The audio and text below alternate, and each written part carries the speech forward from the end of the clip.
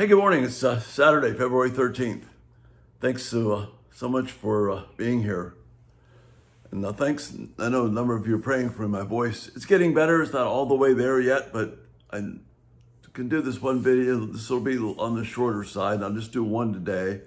And Lord willing, by Monday morning, we'll be back able to just keep going without a problem. But again, thank you for your prayers. I've been burdened a lot by thinking of how the gospel has been diluted and weakened in its power and impact in the way we raise our children. And we raise our children in a performance-based culture. And one of the great tragedies, sins of our modern church culture is to either raise children as if nothing matters about what they do, or to raise children under the weight that you have to perform to be accepted. And both errors, both sins of parenting leave one important fact untouched. In Psalm 139, we'll read this. I'm going to read you two translations. The first is the one that's a little more familiar.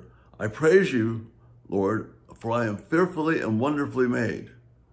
Wonderful are your works. My soul knows it very well. So the psalmist here is saying in Psalm 139, that he knows he is wonderfully made, and it resonates within him. Another translation, New Living, renders the translation this way. Thank you for making me so wonderfully complex. Your workmanship is marvelous. How well I know it. It's amazing. It's the way God has made us. And then we are challenged as parents through the direction given to fathers in Ephesians chapter 6, verse 4. Fathers, don't stir up your children to anger. Rather, bring them up in the training and instruction of the Lord. And that word bring them up has, as I've talked about several times here, has with it the idea of enrichment, of nourishment. So you might even translate it, or at least paraphrase it, nourish them up in the training and instruction of the Lord.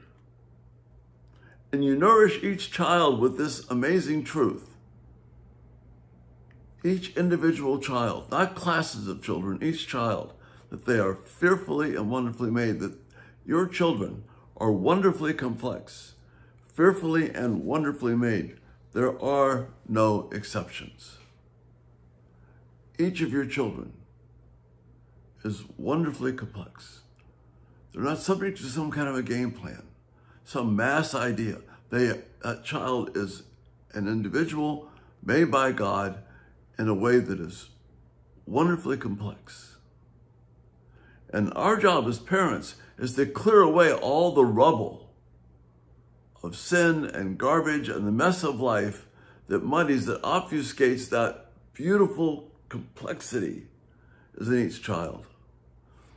And if we want to successfully bring the gospel and lead our children to life, we've got to get rid of the rubble and reach the beautifully wonderful, complex, fearfully, wonderfully made individual that is that child. If you have 5 children like we were blessed with, each one is a wonderfully complex individual. If you have one child, that child is wonderfully complex.